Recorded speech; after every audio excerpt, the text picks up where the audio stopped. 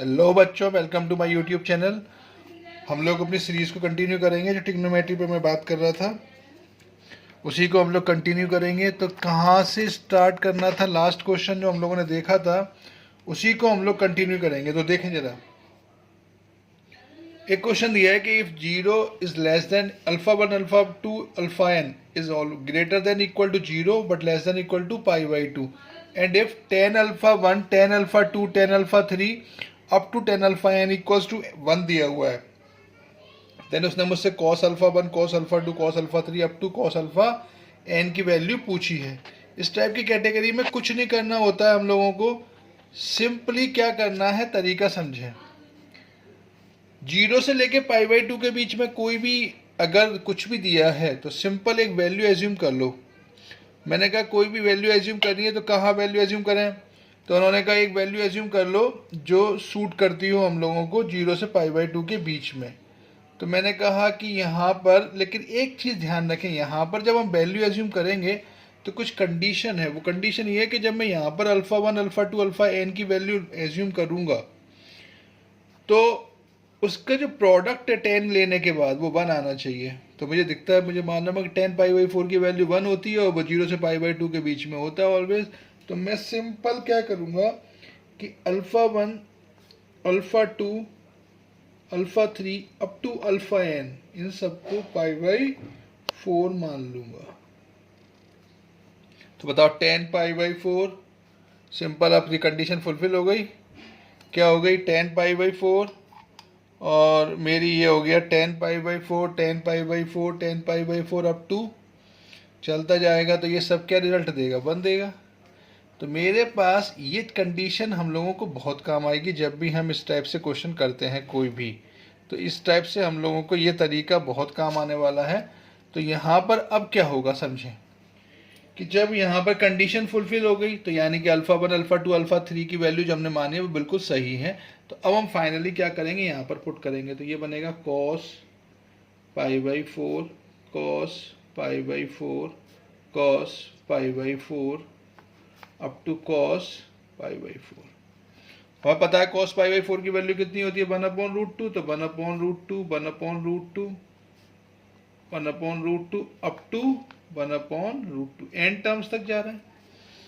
तो जब one upon two one upon two one upon to कितने टाइम्स मल्टीप्लाई हो रहा है, एन टाइम्स। तो ये वन अपॉन रूट टू की पावर कितना हो जाएगा,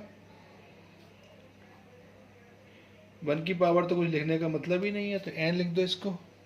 और रूट का मतलब होता है टू की power one upon two two the whole power n, यानी ये आ गया one upon two two the power n by two. I think ये चीज़ समझ में आ गई होगी। और अगर ये समझ में आ गया तो सिंपल इसको ऊपर ले जाओ। तो मेरा फाइनल आंसर बन गया टू की power minus n by two. This is the final answer. तो ये चीज़ समझे, इस टाइप के क्वेश्चंस को करने की अप्रोच ये रहेगी। कुछ इनमें नहीं होता, सिंपल वैल्यूज माननी है। वैसे ही मैंने कहा था 10 में तो सबसे बेस्ट वैल्यू 45 ही होती है। एक क्वेश्चन और देखें, इसी टाइप से एक कैटेगरी का क्वेश्चन और है।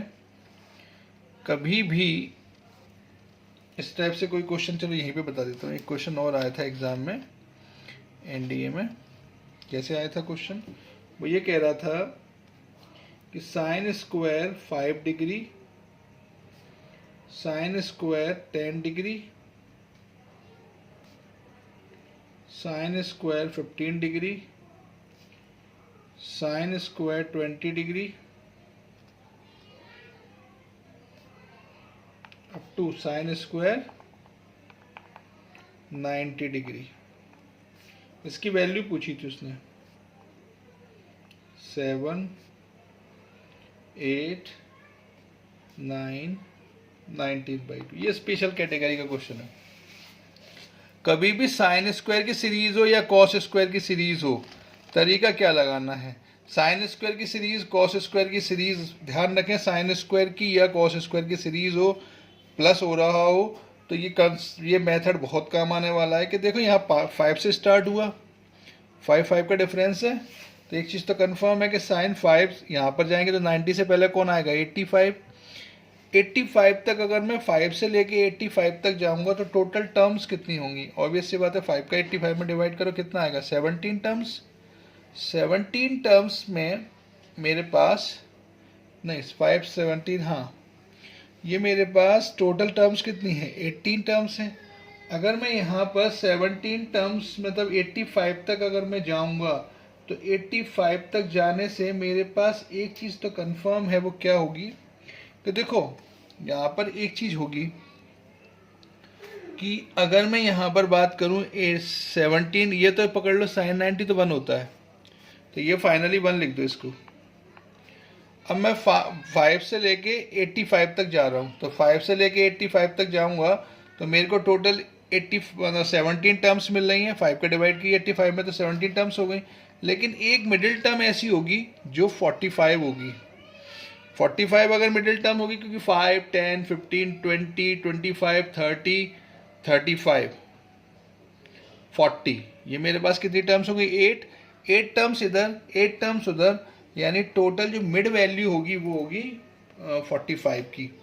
तो ध्यान रखें मैंने एक 45 और पकड़ लिया साथ में, तो 45 को जब मैं पकड़ूंगा तो साइन 45 की वैल्यू कितनी होती है? 1/√2।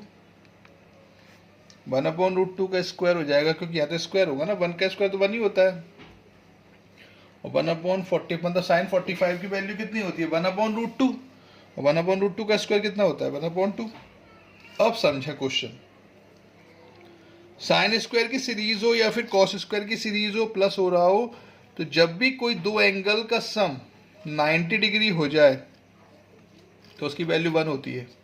वैसे भी तुम्हें पता है साइन स्क्वायर 5 है, तो साइन स्क्वायर 85 डिग्री को मैं कॉस में कन्वर्ट करूंगा तो कॉस स्क्वायर 5 हो जाएगा। Sine square theta plus cos square theta कितना होता है? 1 होता है। तो सिंपल कंसेप्ट तो यही है, लेकिन तरीका लगाने का डायरेक्ट सोचो, डायरेक्ट सोचने की आदत डलवानी है मुझे तुम लोगों को, क्योंकि एग्जाम में ये सब चीज़ें प्रूव नहीं करनी होती है। तुम लोगों को ये पता है कि नहीं पता लॉजिक, तुम लोगों को ये पता होना चाहिए कि क्यों पता होना है ऐसा। तो 5 और 85 कितना हुआ? 90। मैंने क्या कहा कि साइन स्क्वायर की सीरीज हो या फिर कॉस स्क्वायर की सीरीज हो, और अगर कोई भी दो एंगल का सम 90 डिग्री हो रहा है तो उन दोनों की वैल्यू का रिजल्ट जो बनेगा वो 1 बनेगा। यानी मैं ये कहना चाह रहा हूं कि साइन स्क्वायर अल्फा, मेरा कहने का जो मतलब है वो ये है कि sine square alpha plus sine square beta, ये 1 कब होगा? If alpha plus beta equals to कितना हो जाए? 90 डिग्री।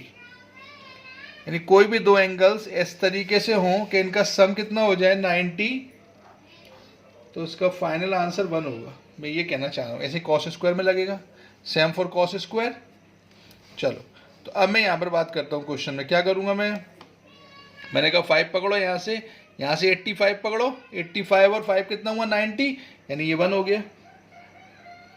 फिर आ जाओ 10, तो यहाँ पर 80 होगा, फिर 1 हो गया। 10 तो हो गया। 15 तो यहाँ 75 होगा, तो फिर 1 हो गया। ऐसे करके हम कितनी टर्म्स तक जाएंगे? टोटल 8 टर्म्स मुझे मिलेंगी, जो मुझे दिखती है कि 8 टर्म्स, मुझे दिख रहा है कि 8 टर्म्स मुझे मिलेंगी, जो क्योंकि टोटल टर्म्स कितनी थी? मैंने क्या कहा कि एक 91 हो गया, 17 टर्म्स बची। 17 में एक टर्म ये हो गई, तो अब कितनी बची? ये 85 17 टर्म्स थी। 17 टर्म्स में से एक टर्म ये गई, तो कितनी टर्म्स बची? 16। 16 में से हर दो का मैंने पेयर बनाया है, जैसे कि 5 और 85, 10 80 15 75, इस तरीके से जिनका सम 90 हो रहा है। तो जो हर दो का जो पेयर बनेगा वो रिजल्ट कितना देगा? 1 देगा। मतलब जो 16 टर्म्स होंगी वो जस्ट हाफ हो जाएंगी, और रिजल्ट कितने देंगे? 8 रिजल्ट्स देंगे टोटल। 1 8 ही, मतलब 8 टाइम्स 1 मिलेगा। 1 1 1 1 1, ये हो गया मेरा क्वेश्चन 8। 8 ये प्लस 1 9 प्लस ये कितना हुआ? 1/2, यानी ये हो गया 19/2। आई थिंक ये चीज़ मेथड समझ में आया होगा। ये कंसेप्ट बिल्कुल दिमाग में रखना, ये कंसेप्ट का क्वेश्चन आता है, बिल्कुल भी नहीं छूटना चाहिए। मैंने ये बताया कि कोई भी दो एंगल्स, साइन स्क्वायर अल्फा की सीरीज़ हो या फिर कॉस स्क्वायर की सीरीज़ हो, कोई भी दो एंगल अल्फा और प्लस बीटा का सम 90 डिग्री हो जाए तो sign square alpha plus sine square beta 1 देगा। Cos square alpha plus cos square beta भी 1 देगा। यानी कि अगर मैं यहाँ पर देखूँ तो 90 तो 1 होता है, 45 मिडिल टर्म होगी तो उसकी वैल्यू 1/√2 होती है, उसका स्क्वायर हो गया। अब मेरे पास टर्म बचेंगे 18। देखो यहाँ पर 5 है, मैं 85 तक जाऊँगा, 85 में 5 में 85 का डिवाइड करो, टोटल टर्म्स कितनी हो गई 17। तो 17 और उसका मिड वैल्यू 45 डिग्री, ये अलग हो गया। तो जब 5 और 85 मिलेगा, 10 और 80 मिलेगा, तो हर दो मिलके एक 1 बनाएंगे, तो टोटल कितने 1 हो जाएंगे 8 1 हो जाएंगे, प्लस 1/√2 का स्क्वायर प्लस 1, यानी टोटल कहानी होगी 19/2। सिंपल कैलकुलेशन है, देख लेना एक बार, प्रैक्टिस करोगे तो बन जाएगा। लेकिन ये क्वेश्चन बिल्कुल भी गलती से भी नहीं छूटना चाहिए, मैं तुम लोगों को बार बार बोल रहा हूँ, कोशिश करोगे तो ज़रूर क्वेश्चन होंगे। इसी तरीके से एक क्वेश्चन और आया था, देखो जरा। इफ p इक्वल्स टू, उन्होंने दिया था 10 - 11 π/6, q दिया है 10 21 π/4, r दिया है cot 283 π/6। देन वो कह रहा है which of the following is or are correct। इस टाइप के क्वेश्चन बहुत आते हैं, स्टेटमेंट बेस्ड, कि 1 और 2 करेक्ट है, दोनों करेक्ट है, या फिर एक करेक्ट है। इस तरीके से स्टेटमेंट में सभी चीज़ें चेक करनी पड़ती हैं, तो जितना भी टाइम बचा पाओगे उतने फ़ायदे में रहोगे। तो क्या करना होता है, स्टेटमेंट 1 क्या दिया हुआ है कि the value of P into R is 2, और एक दिया हुआ है second question P Q R R इन GP। तो सबसे पहले तो वैल्यू पता होनी चाहिए, तभी तो आगे कहानी बढ़ेगी। तो मैं कहानी को बढ़ाने के लिए इन चीज़ों को देखने की कोशिश करता हूँ कि इसमें मैं क्या कर सकता हूँ। सबसे पहले देखें पहला, देखो जब भी कभी इस टाइप का कोई भी क्वेश्चन दिया हो, उसमें दिया हो 10 - 11 टाइम्स π/6, उसने 11 ये कह रहा है π/6, कुछ मत करो, सिंपल तरीका याद रखो। देखो एक तो चीज़ ध्यान रखो, tan ऑफ माइनस थीटा क्या होता है, tan ऑफ माइनस थीटा होता है -tan थीटा। तो एक चीज़ तो ये कंफर्म हो गई कि ये p इक्वल्स टू -tan 11 π/6 हो जाएगा। अब मुझे यहाँ पर क्या करना है कि यहाँ पर मुझे इसको कन्वर्ट करना है, कैसे भी ऐसा तोड़ स्प्लिट कर लो कि 2π या π माइनस 2π + 2π माइनस में स्प्लिट हो जाए, जिससे कि आसानी से सॉल्व हो जाएगा। तो क्या करो, जब ऊपर की वैल्यू ज़्यादा हो, न्यूमरेटर में ज़्यादा हो, डिनोमिनेटर में कम हो, तो हमारे लिए सबसे आसान क्या होता है कि हम लोग सिंपली डिवाइड कर दें। तो ये देखो कि कितनी बार कंप्लीट डिवाइड जा रहा है, पहले तो ये देखो, और रिमाइंडर को अलग चीज़ छोड़ दो, पहले तो कंप्लीट डिवाइड कितने टाइम्स जा रहा है ये देख लो। तो कंप्लीट अगर मैं इसको डिवाइड करूँगा तो 6 1 जा 6 जाएगा, 6 2 जा 12 हो जाएगा, लेकिन ये थोड़ा ज़्यादा हो रहा है नंबर। तो यहाँ पर क्या होता है कि यहाँ पर एक्चुअली देखो 6 2 जा 12 हो रहा है। तो यहाँ पर अगर मैं इसको कन्वर्ट करूँगा तो इसको थोड़ी सी जोड़ तोड़ तुम लोगों को समझनी पड़ेगी। 2π यहाँ पर देखो 6 करूँगा, अगर पाई 6 1 जा 6 हो रहा है, तो 6 1 जा 6 होने के बाद कितना बच रहा है 5 बच रहा है। ये नंबर थोड़ा बड़ा बच रहा है, तो 5 2 की बड़ा नंबर है। 5 π/6 हो, मेरे पास अगर π/6 जैसा कुछ नंबर हो, π/4 हो, मतलब मेरे पास एक्यूट एंगल की फॉर्म हो, लेस देन 90 हो, तो मेरे लिए सूटेबल होता है। अदरवाइज हम लोग क्या करते हैं, ये नंबर 6 से अगर डिवाइड करें तो 2 टाइम्स के नज़दीक दिख रहा है, 360 के आसपास दिख रहा है, तुम्हें वैसे भी दिख रहा है। π/6 का मतलब 30, और 11 का मल्टीप्लाई करेंगे तो 330। एक चीज़ तो ये आसान हो गई, थोड़ा सा जोड़ तोड़ अगर समझोगे तो आसानी से कर पाओगे। तो ये माइनस टाइम्स tan ऑफ 2π के ये पास है, तो 2π - π/6, देखो 2 6 12, 12 - π 11π। 2 पाई माइनस पाई बाई 6 एक थी। अब मान लो ये समझ में नहीं आता, मुझे नहीं आ रहा ये चीज़ समझ में, मेरे को ये भी नहीं आती, तो एक तरीका और है कि इसको पाई बाई 6 कितना होता है, 30 होता है, 11 और 30 का मल्टीप्लाई करो 330, 330 की वैल्यू निकाल लो ASTC रूल से। अब ASTC रूल डिस्कस करेंगे थोड़ा टाइम बाद, क्योंकि अभी मेरे पास एग्ज़ाम टाइम का तुम लोगों का टाइम है, 2 दिन बचे हैं, इसीलिए मैं ASTC डिस्कस नहीं कर सकता, ये तो 11 में तुम लोगों ने पढ़ी होगी। तो 330 की वैल्यू निकाल लो एक तरीका। दूसरा तरीका ये है थोड़ा सा जोड़ तोड़ लगाओ। तो यहाँ पर चूंकि प्लस नहीं हो सकता क्योंकि वैल्यू छोटी हो रही है 2 पाई की, लेकिन पास है, पाई से बहुत दूर हो रही है, इसलिए पाई प्लस या पाई माइनस करने में हमें बहुत ज़्यादा फायदा नहीं होना है। लेकिन ये 2 पाई के चूंकि पास है तो 2 पाई से हम इसको सॉल्व कर सकते हैं। तो 2 पाई माइनस पाई बाई 6 करेंगे, ये जोड़ तोड़ करी, 360 माइनस थीटा कौन सा क्वाड्रेंट होगा, फोर्थ क्वाड्रेंट होगा। फोर्थ में 10 निगेटिव होता है, तो ये माइनस और ये माइनस हो गया प्लस, और 10 ये बन गया पाई बाई 6, और 10 पाई बाई 6 की वैल्यू होती है 1/√3 पहली वैल्यू। अब दूसरी वैल्यू पर बात करें, Q क्या है, 10 21 pi by 4, 21 pi upon 4, number देखें 4 है, वैसे तो देखा जाए 45 पाई बाई 4 कितना होता है, 45 इंटू 21, नंबर तो बड़ा आ रहा है। लेकिन इसका और सरल तरीका देखें, सीधा सीधा क्या करो, 4 से डिवाइड करो। 4 से अगर मैं इसको डिवाइड करूंगा तो ऑब्वियस सी बात है 4 5 जा 20 आ गया, कितना बच रहा है, 1 बच रहा है, 1 बच रहा है, तो 1 मतलब पाई बाई 4 सिंपली बच रहा है। तो ये मेरे लिए सूटेबल है, बिकॉज लेस देन अगर 90 कोई भी आउटपुट आता है तो मेरे लिए बहुत आसान है, चूंकि नंबर में ये कितना हो रहा है, 4 5 जा 20, यानी अगर मैं इसको कन्वर्ट करने की कोशिश करूं तो ये 5 पाई, एक नंबर एक बचा रिमाइंडर में, तो ये 5 pi by plus 5 pi plus pi by 4 बन जाएगा 10। समझ में आ गया होगा। देखो 4 5 जा 20, 21 पाई अपॉन 4। अब एक चीज मैथ्स में, ट्रिग्नोमेट्री में एक बहुत अच्छी चीज होती है क्या, कि 2 पाई कितनी बार भी ऐड कर दो, कितनी बार भी सब्ट्रैक्ट कर दो, कोई फर्क नहीं पड़ेगा तुम्हारे आंसर पे। यानी यहाँ पर मुझे 5 पाई दिख रहा है तो मैं 4 पाई को तो खा जाऊँ, बिल्कुल खा जाओ, जितनी बार 2 पाई के मल्टीपल्स तुम्हें दिखाई दे। 2 पाई यहाँ पे कितनी बार आ रहा है, 2 बार, क्योंकि 4 पाई हो रहा है, तो 4 पाई को तो खा जाओ। तो ये सिंपली क्या बचेगा, इसको ध्यान से देखोगे तो ये तुम्हें कुछ ऐसा दिखाई देना चाहिए। अब मुझे पता है 10 पाई plus pi by 4 180 plus theta third quadrant में पॉजिटिव रिजल्ट देगा, तो ये पॉजिटिव रिजल्ट देगा, तो ये 10 इसका काम खत्म।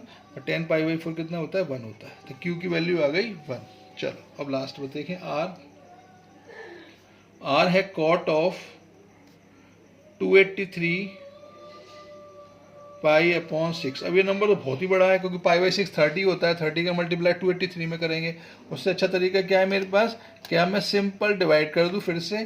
तो मैंने डिवाइड किया 6 का, तो ये बन जाएगा कॉट 6 का डिवाइड किया तो 6 4 जा 24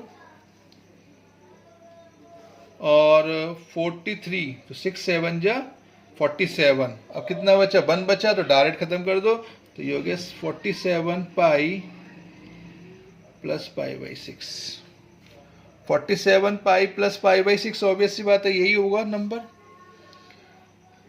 तो इस तरीके से चूंकि नंबर अगर क्लोज है, मेरे पास अगर दिख रहा है कि मेरे पास पाई बाई 6 और पाई बाई 4 इस तरीके से नंबर बच रहा है, रिमाइंडर में 1 आ रहा है, सिंपल सी भाषा में बात कहूँ तो फिर ये आसान तरीका प्लस ही करना पड़ेगा और ये सिंपली हो जाएगा। मैंने क्या कहा अब कि 2 पाई कितनी बार भी खा जाओ, तो कितनी खा सकते हैं, 46 खा सकते हैं। तो मेरे पास ये मुझे कुछ ऐसा दिखाई देगा, cot pi plus pi by 6, cot 180 plus theta third quadrant में पॉजिटिव रिजल्ट देगा, पाई का काम खत्म। कॉट पाई बाई 6 की वैल्यू होती है कॉट 30 1/√3। अब आ जाओ पहले क्वेश्चन पर। पहला क्वेश्चन क्या कह रहा है कि the value of P into R is 2। The value of P into R is 2। तो मैं यहां पर P और R की वैल्यू को ध्यान से देखूंगा, तो P और R की वैल्यू कितनी आ रही है, तो मेरे पास P है 1/√3, R है 1। इसका फाइनल आंसर आया 1/, P मेरा कितना आ रहा है 1/√3 और R आ रहा है नहीं, ये कॉट पाई बाई 6 है ना, कॉट पाई बाई 6 मतलब कॉट 30, कॉट 30 की वैल्यू कितनी होती है 10, ये गलत हो गई, कॉट 30 होता है 1/√3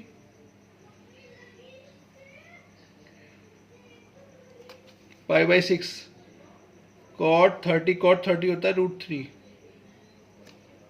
कॉट 30 √3, 10 30 1/√3 होता है ना, सही है। तो कॉट 30 होता है 1 मतलब √3।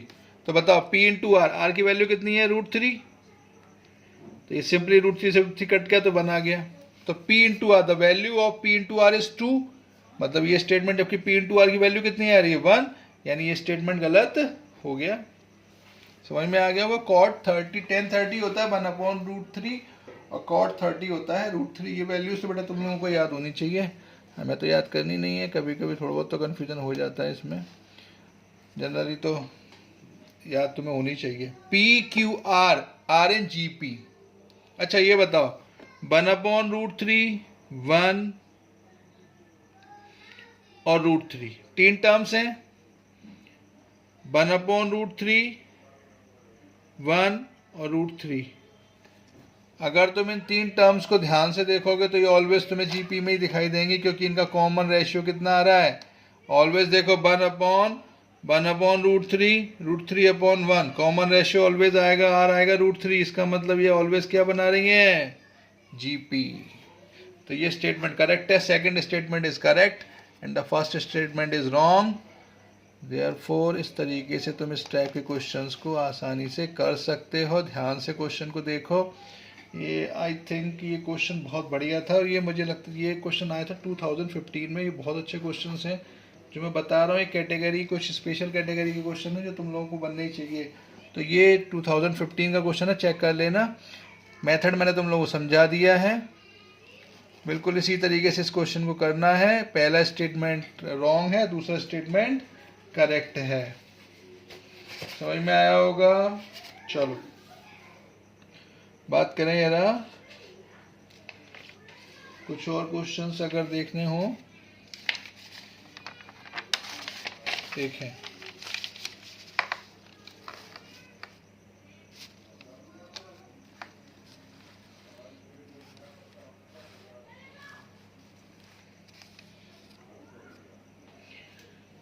कोई भी ट्रिग्नोमेट्री का क्वेश्चन आता है तो तुम लोगों को एक तो वैल्यूज बहुत स्ट्रॉन्ग करनी है। पहली चीज तो याद रखो कि वैल्यू का बहुत दिक्कत आती है। वैल्यू जब भी करने बैठोगे तो तुम लोगों को वैल्यू में दिक्कत आ सकती है, तो वैल्यू पर फोकस करना बहुत ज़रूरी है। अक्सर वैल्यूज ही खतरनाक होती हैं, और वैल्यूज अगर खतरनाक आएंगी तो तुम लोग उलझोगे उसमें। तो उससे उलझने से अच्छा है कि तुम लोग इन पर वैल्यूज पर काम करो। तो ट्रिग्नोमेट्री की वैल्यूज तुम लोगों को याद होनी चाहिए। एक क्वेश्चन जो मैं बताना चाह रहा था वो ये था कि sine A sine 60 minus A sine 60 plus A equals to दिया था के साइन 3a। देन उसने पूछा था what is the value of k. देखो कभी भी एक चीज़ ध्यान रखना, मैंने तुम लोगों को अभी एक चीज़ याद कराई थी, और वो याद मैंने तुम लोगों को इसलिए कराई थी क्योंकि मुझे लगता था कि वो बहुत इंपॉर्टेंट चीज़ है, वो आएगी भी तुम लोगों को एग्जाम में बहुत ज़्यादा काम आएगी। और ये तुम लोग बिल्कुल ध्यान रखोगे। इस टाइप के क्वेश्चन तो बहुत सिंपल होते हैं, लेकिन कभी कभी कुछ चीज़ें ऐसी भी होती हैं जो हमें दिखती है कि हम अक्सर इनमें गलतियाँ कर आते हैं। अगर ये क्वेश्चन कभी भी तुम्हारे एग्जाम में आ जाए, डायरेक्ट रिजल्ट बनता है। जैसे मैंने तुम लोगों को भी रिजल्ट याद कराया था, के की वैल्यू पूछी है, तो ये अगर तुम लोगों को ये एग्जाम में आया तो साइन थीटा, जो मैंने तुम लोगों को साइन 2 थीटा याद कराया, ये वही फॉर्मेट है। Sine 60 minus theta, sine 60 plus theta, ये वही होता है 1/4 साइन 3 थीटा।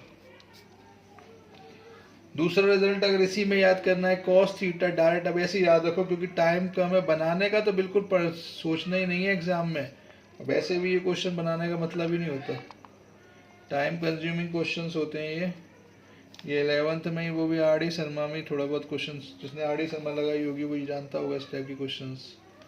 अब तो 11th में सिलेबस बहुत ही कम कर दिया है, गवर्नमेंट फिर से काम कर रही है इसी चीज़ पे कि सिलेबस को इंक्रीज़ किया जाए, इसीलिए 9th में अब सिलेबस इंक्रीज़ कर दिया है। चीज़ें, क्योंकि बहुत दिक्कत आती है बाद में, कंपटीशन जाके बहुत दिक्कत करने लगता है। ये 3 रिजल्ट अगर तुम्हें याद हैं तो ये क्वेश्चन में कुछ बचता ही नहीं। बताओ, sine A sine 60 minus theta, sine 60 plus theta कितना होगा 1/4 साइन 3 थीटा। तो के की वैल्यू कितना हो गया, हमने अब चिल्लाने लगा 1/4। तो इस टाइप के क्वेश्चन एग्जाम में आ जाते हैं और हम लोग अक्सर क्वेश्चन छोड़ के आते हैं। क्यों? क्योंकि हम लोगों को चीज़ें क्लियर नहीं होती हैं।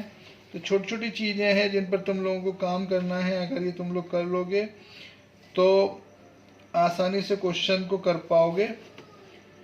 एक क्वेश्चन मैंने बहुत देखा है एग्जाम में जो बहुत ज़्यादा आता है और मैं अक्सर कहता हूँ कि ये क्वेश्चन जरूर करके जाओ। 1 + 10 15 डिग्री, 1 - 10 15 डिग्री। याद रखें 10 π/4 प्लस थीटा का एक फॉर्मेट होता है, 10 π/4 प्लस थीटा। ये होता है 1 + 10 थीटा अपॉन 1 - 10 थीटा और cos theta plus sine theta upon cos theta minus sine theta. अक्सर एग्जाम में ये क्वेश्चन देखने को मिलता है और इसमें भी बच्चे गलती कर जाते हैं। मैं बार बार बोल रहा हूँ इस फॉर्मेट को बिल्कुल भी नहीं छोड़ना। ये भी 10 π/4 प्लस थीटा ही होता है। इसी के संग एक 10 π/4 माइनस थीटा का भी फॉर्मेट देख लो। ये होता है 1 - 10 theta upon 1 + 10 theta, 10 π/4 minus theta cos theta minus sine theta upon cos theta plus sine theta. ये 4 फॉर्मूले हैं जो तुम लोगों को थोड़ा सा दिमाग में होने चाहिए। तो अपने आप ये क्वेश्चन देखो चिल्ला रहा है 1 + 10 15 अपॉन 1 - 10 15 डायरेक्ट कितना हो जाएगा 10 45 π/4 मतलब 45 प्लस 15 डिग्री। ऊपर प्लस है तो प्लस आएगा, ऊपर माइनस है तो माइनस आएगा। चलिए ये हो गया 10 60। तो 10 60 कितना होता है √3। खत्म क्वेश्चन। तो इस टाइप के क्वेश्चन बहुत ही आसान होते हैं लेकिन फिर भी अक्सर हम लोगों से गलतियां करवा देते हैं क्वेश्चंस। कारण हम लोगों को वैल्यूज़ याद नहीं होती हैं और वैल्यूज़ याद नहीं होंगी तो फिर तुम लोग वैसे भी दिक्कत करोगे। तो ये चीज़ तुम लोगों को दिमाग में होनी ही चाहिए। एक बात ध्यान रखेंगे, इस टाइप के क्वेश्चंस तुम लोगों को क्लियर होने ही चाहिए। ठीक है, चलो। तो इस टाइप से तुम लोग प्रैक्टिस कर सकते हो। फिर भी कहीं कोई प्रॉब्लम आती है तो मैं इस पर ज़रूर बात करूँगा आगे, और कुछ नई चीज़ के बारे में बात करेंगे अपन। कुछ नए क्वेश्चंस, कुछ नए तरीके, कुछ नई अप्रोच एग्ज़ाम टाइम पर। अगर पॉसिबल हुआ तो मैं तुम लोगों को एक वीडियो और बनाऊंगा ट्रिग्नोमेट्री पर, या फिर मिक्स्ड क्वेश्चंस लूँगा मैं। अभी तुम लोग इतना प्रैक्टिस करो। Thanks for watching. धन्यवाद।